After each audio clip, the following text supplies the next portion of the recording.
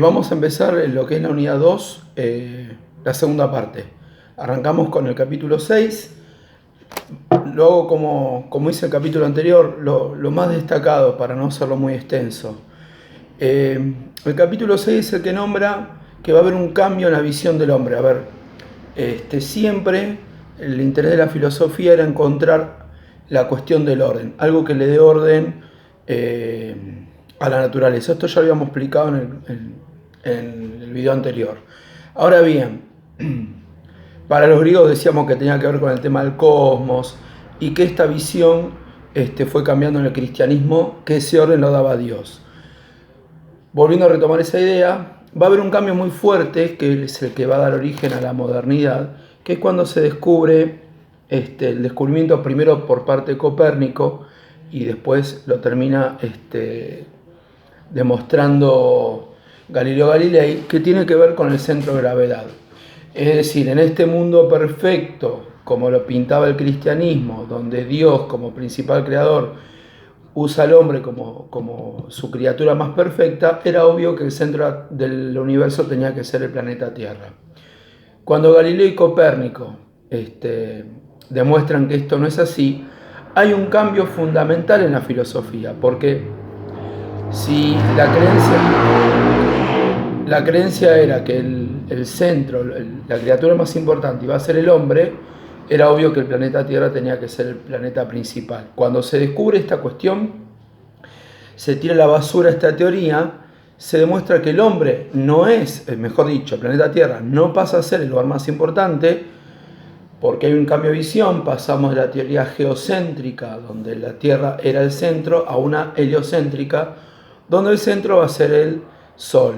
Y acá hay un cambio. En este cambio pasa a ser, uno diría, bueno, el hombre ya no es para Dios lo más importante, pero sí pasa a ser el hombre para el hombre. Es decir, para el hombre lo más importante pasa a ser uno mismo. Ese es el cambio fuerte que se va a dar en la modernidad, que después cuando explique la unidad 4 de antropología lo vamos a volver a retomar y lo vamos a elaborar un poco mejor esta idea. Pero la idea fundamental es esta. Ya no pasa a ser Dios el centro, sino que ahora pasa a ser el hombre y obviamente la racionalidad. En la página 348 hay un párrafo bastante interesante donde dice: su lugar de privilegio en el centro del sistema y con ella el hombre mismo fue degradado a ser un habitante de un planeta periférico. Paradójicamente, el hombre fue concebido como el único ser que podía comprender este universo, que podía conocerlo, transformarlo y adueñarse de él. Obviamente todo esto a través de la razón. El fundamento de esta objetividad estaba en el sujeto y en el instrumento adecuado para conocer, que pasa a ser la razón. Es decir, a partir de este momento, el hombre va a hacer una apropiación, que esto lo hablamos en la unidad 1, va a apropiarse de la naturaleza a través de la razón. ¿Sí? Bien. Dicho esto, para el hombre moderno, la naturaleza es lo que está frente al hombre, es el objeto, lo que se opone, lo que debe ser dominado para que sirva a los fines del hombre. Conocimiento y dominio se entrelazan. Como sostenía Bacon, saber es poder y conocer es dominar. La naturaleza es lo que opone resistencia al dominio del conocimiento. Por eso, como decía Galileo, hay que torturarla para que responda a las preguntas de la ciencia. Estamos hablando con esto el origen del capitalismo tal cual lo conocemos hoy. Dominar la naturaleza implica aprovecharse para tener recursos, que después lo vamos a relacionar con la cuestión económica. Se estableció entonces que a la separación entre el sujeto y el objeto, una progresiva separación del mundo de la naturaleza y del mundo del espíritu. Dicho esto, la ciencia en esta época comienza a tener su propia autonomía, se empieza a separar de la filosofía. Dice: el dominio técnico de la naturaleza y su racionalidad es llamado el método científico. Aparece lo que se conoce como método científico, que son una serie de pasos para que ese método, para que ese descubrimiento sea considerado científico y no otro tipo de conocimiento, tiene que respetar una serie de pasos que nosotros no lo vamos a trabajar desde esta materia por lo menos. Dicho esto, entonces, estamos ya en el punto 7. Vamos a terminar el punto 6 con esta idea de la página 350, que dice: el mundo se convierte así en dominable, insisto en esto de la explotación, ¿no? Más que comprensible, y solo es comprensible lo que se puede producir y reproducir. Dicho esto, ahora sí, vamos al punto 7, que es bastante sencillo. Dice, más allá del fundamento del círculo hermenéutico. Es bastante fácil de explicar, lo vamos a hacer lo más rapidito que se pueda. En la página 351, volviendo a la cuestión de la razón, dice: la razón es única y la misma en todos los hombres. Se puede exigir un fundamento último para todos los conocimientos, pero desde el momento en que se empezó a vislumbrar en que cada cultura tiene una forma de ver propia, de entender el mundo, se enfrentó al problema de decir cuál de todas ellas debía ser considerada como fundamental. Bien, lo voy a explicar con mis palabras. Lo que se está dando en la actual modernidad es, en esto de globalizar todo, tenemos que entender una sola forma de entender el conocimiento o de entender la razón. Y esto es un despiplume o un despelote, porque cada cultura tiene ciertos rasgos que se distinguen con respecto a otras. Los argentinos tenemos una forma de ver las cosas muy distinta a los alemanes, que a su vez muy distinta a los italianos, que a su vez muy distinta a los chinos, etc. Entonces, entender una racionalidad global es complicado. Dice en la misma página: a partir de este problema, que parecía no tener solución, la hermenéutica filosófica elaboró una concepción del lenguaje y del mundo que va más allá de los opuestos del racionalismo y del logicismo. Y acá se empiezan a hablar de tres cuestiones, que yo se las voy a hacer fácil, la pueden leer en el texto, el capítulo 7, bastante sencillo. Se empiezan a hablar de tres cuestiones fundamentales donde la hermenéutica gira en torno a estos tres puntos. Primera disputa: fe o razón. Pueden leerlo tranquilamente, no vamos a perder tiempo en este video, pero sí lo que se postula siempre al final de cada disputa, si fe o razón, que ambas se necesitan. Tanto la cuestión de la fe como guía, como para poder entender, si uno no tiene fe, y no habla solamente del Dios, sino fe en lo que uno cree. Pero la razón no debe tapar la fe, ni la fe debe tapar la razón. Debemos seguir ambas cuestiones y debemos tratar de amigarlas. Siempre se habla de un círculo no vicioso donde se necesitan y se entrelazan.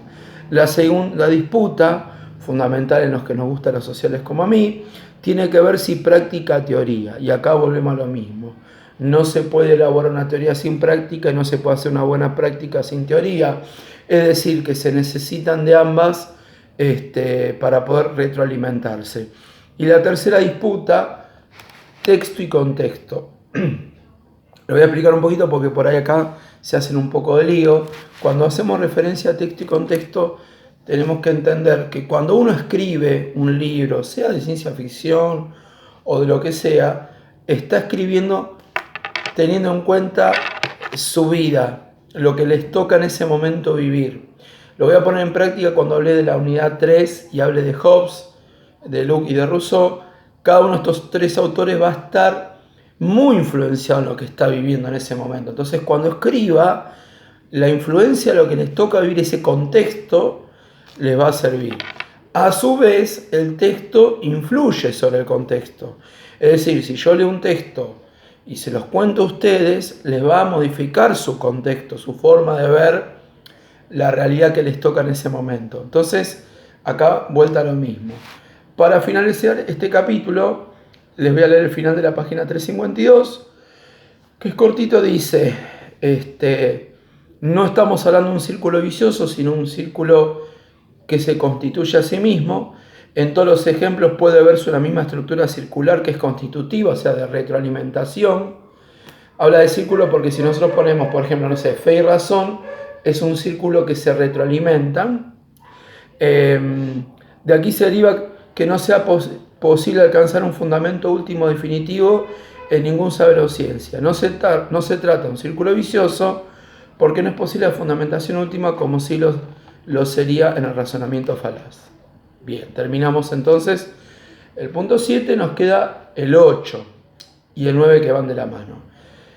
El 8 habla de más allá de lo permanente, el devenir historia. Este es un poquito más complejo, así que les pido que se concentren bien, igual vamos a hacer lo más fácil que se pueda. Decíamos que la ciencia y la naturaleza conciben la realidad como una sustancia. Cuando hablamos de sustancias, es esto de lo que realmente es. Lo vamos a volver a hablar en la unidad 4. La sustancia es lo que hace que eso sea esa cosa y no otra. Paso un ejemplo.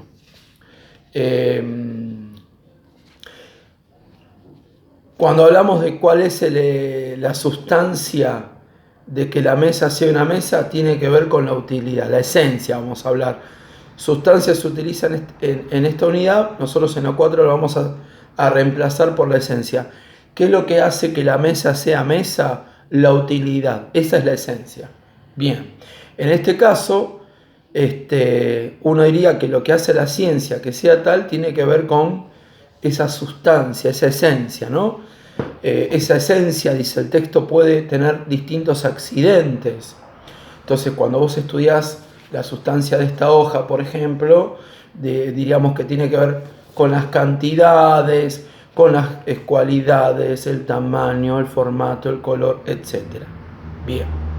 Ahora bien, cuando se quiere comprender el cambio, vieron que nosotros decíamos que la ciencia las hacen las cosas que son permanentes.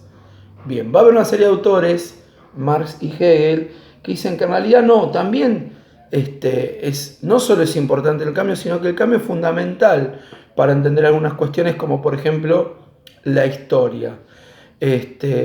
Porque ya no se puede hablar cuando vos hablas del cambio, ya no estás analizando algo que es permanente. Entonces, acá lo fundamental va a ser la cuestión del cambio. Dice que lo que caracteriza al ser humano es la acción por la cual se construye.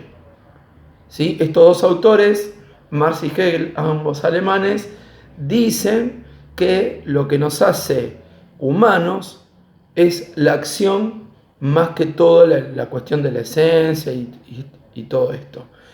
Hegel reconstruye todo el proceso histórico mostrando que no se deriva de una naturaleza o sustancia, sino que es un proceso en el cual el hombre se va haciendo o inventando. Transforman estos dos autores la concepción de la ciencia al buscar comprender no la sustancia, sino los procesos. Palabra nueva para incluir en esta unidad, procesos. Interesa conocer el devenir, que es un proceso. Palabra clave para estos ambos filósofos tiene que ver con el devenir. El devenir es el constante cambio, el constante ir a hacer para transformar esa realidad en la cual vivimos. Este devenir se va a llamar dialéctica. Fundamental, esto es una pregunta clave de uno de mis exámenes. Si explicar el movimiento dialéctico. Bien, la dialéctica es lo que identifica la realidad con lo cambiante y lo invariante. Y acá Hegel dice que el error de las filosofías y las ciencias para Hegel es suponer que más allá del movimiento había algo que permanecía inmóvil. Es lo que Platón llamaba idea, los que teólogos llamaban esencia, los que los racionalistas llamaban sustancia, lo que los científicos modernos hablaban de conceptos. La respuesta para Marx y para Hegel tiene que ver en el cambio. Lo permanente es el cambio, es la dialéctica. Es decir, que lo que es permanente para ellos suena paradójico, pero tiene que ver con este cambio constante. Y en el punto 9 vamos a hablar de este movimiento dialéctico, justamente. Dice, a diferencia de la ciencia moderna, que habla de la separación de sujeto-objeto, el objeto deviene sujeto, la naturaleza deviene cultura. Lo que hacen, se los resumo más simple, en la página 354, Marx y Hegel dicen que acá tenemos que hablar de dos tipos de realidades, la realidad mediata y la inmediata. Dice, la inmediata es la que tenemos más cercana, tiene que ver con lo que la filosofía había trabajado siempre. El objetivo es comprender y fundamentar lo inmediato. En este sentido, los científicos y el filósofo hablan de una realidad compleja, que es una realidad que se ha desarrollado por la acción. Esto dice la página. Simplificándolo, dice, se puede distinguir una dialéctica natural y una dialéctica espiritual. Vamos a empezar por la natural. Dice, la dialéctica de la naturaleza o la natural es un movimiento incompleto, es truncada. Es un movimiento pobre y más simple que un movimiento humano cultural, porque en la naturaleza no hay superación. Si lo tuviera que dibujar, se los hago yo más fácil, sería una línea recta, o ni recta o vertical, pero siempre recta. Horizontal o vertical como a ustedes les gustan, pero siempre línea recta. Se los pongo en un complejo, las estaciones del año. Sabemos que hay 4 estaciones del año y pasamos a otro ciclo, las mismas 4 estaciones. Si hablamos de las personas, diríamos que nacemos, vivimos, morimos, punto. O sea, es algo constante, no tiene cambio. Eso es lo que plantea de la dialéctica la naturaleza. Lo que intentaron hacer los filósofos es pensar la historia como algo semejante a lo que ocurre en el proceso de una germinación de una planta. Esto de que nace, se desarrolla y muere. La naturaleza es sumamente aburrida, es repetitiva. En la naturaleza los siglos se repiten. Y acá aparece la otra dialéctica. Ya estamos en la página 355. Dice, con la cultura, con lo humano, con la historia, la cosa es más compleja. Porque el comienzo y el fin no suelen coincidir. Clave esto. En el ámbito de lo humano, la libertad de la cultura, hay superación, o como Hegel llama, sublimación, sublimación. Superación o sublimación quiere decir que el ámbito del espíritu y los procesos en su comienzo y en su fin no suelen coincidir. Y el dibujo que se propone acá, para que lo vayan pensando, es el dibujo de una escalera caracol. No es la línea vertical, sino es de una escalera caracol. Y ahora voy a explicar. Se puede comprender el desarrollo de la historia universal, tal como lo escribe Hegel, como desarrollos entre rupturas. En los procesos históricos, el desarrollo implica siempre una superación, un enriquecimiento, una mayor complejidad, porque además cada una de las etapas por las que pasa, no excluye a la anterior, sino que la incluye y la incorpora. A ver, se los pongo un ejemplo concreto. 2 países que tienen la misma crisis económica, la misma solución no le va a caer igual. ¿Cómo se entiende esto? Porque para Hegel, si yo tomo el camino de la explicación de la línea recta, diría, bueno, si le aplicamos esta solución, listo, ya está. Si en este país da resultado, en este país también va a dar resultado. No, porque para Hegel esto es un movimiento de caracol. Es decir, vivimos una etapa donde puede haber una crisis, a esa crisis le buscamos una respuesta y ascendemos. Superamos esta etapa y la crisis ascendiendo. A esta etapa viene otra crisis a la cual encontramos una respuesta y ascendemos. Por ahí el otro país está en esta etapa, tiene la misma crisis económica, pero este ya superó más etapas que este. Todavía le falta atravesar, está en otra etapa evolutiva, está en otro escalón de la escalera caracol. Pueden estar en el mismo lugar, pero uno está 3 metros más arriba y el otro está 3 metros más abajo. Para que lo entiendan así, a ver, ¿sí? Aunque esté en el mismo lugar, uno puede estar más arriba que el otro. Así ven la historia Hegel y Marx. No se pueden aplicar las mismas soluciones a los mismos países, a distintos países por una cuestión cultural y por qué etapa de superación va cada país. Bien, dicho esto, dice, en los procesos históricos el desarrollo implica una superación, un enriquecimiento, una mayor complejidad, porque además cada una de las etapas por las que pasa no excluye la anterior, sino que la incluye, esto lo habíamos dicho. Bien, para ir terminando con esta idea de la dialéctica, todo proceso pasa por 3 etapas. El comienzo, lo que se llama en sí, un segundo, que es la realización de lo que no se es todavía, y un tercero, que es la realización de ese impulso. En otros libros ustedes lo van a encontrar como tesis, antítesis y síntesis. Esas son las 3 etapas en las cuales ustedes tienen que analizar este cambio. Hegel no piensa la realidad como algo que ya está realizado, sino que la realidad es lo que se llega a ser, es lo que va a venir. Toda realidad está en proceso de, está en camino de, en movimiento de, y es ese movimiento. O sea que el cambio para ellos es esa cosa permanente. El movimiento es lo permanente, a diferencia de lo que veían los griegos. Y ese final, ¿dónde termina este proceso? En la libertad, pero la libertad hegeliana, que no se la voy a explicar porque no es la libertad que nosotros entendemos desde nuestra visión capitalista. La libertad no se concibe como algo que se tiene como un título, sino que es algo que se ejerce, es algo que se hace, y así termina el capítulo. El capítulo 10 es re cortito. Dice que más allá del sujeto, el proceso de la descentralización, lo que plantea es que en todas las etapas de la historia se ha intentado buscar en el sujeto, o sea, en el hombre, como el objeto central, que es el que estudia las ciencias y la analiza. Y que hubo 4 autores, y explica, nombra a Darwin, Marx, Nietzsche y Freud, y explica brevemente qué aportó cada uno. Lo que hace es que esa visión del hombre como centro se rompa, se quiebre, y en el final del capítulo 10, el último parrafito, dice: el sujeto consciente y racional deja de ser considerado como la base y el fundamento tanto del orden social y político como del modelo científico y técnico. Por este motivo se ha comenzado a hablar de un sujeto sujetado en lugar de un sujeto autónomo y racional, señalando la necesidad de abandonar las concepciones que parten los individuos soberanos para comenzar a pensar los marcos intersubjetivos y redes complejas que constituyen diversas modalidades de subjetividad. En castellano, tanto Darwin como Freud, como Nietzsche, como Marx critican y muestran un quiebre de que este sujeto racional no es tan perfecto, comete errores, y por eso estamos en la actualidad en esta crisis del sujeto sujetado, ¿no? Como víctima de esta extrema racionalización que le queremos dar a las cosas.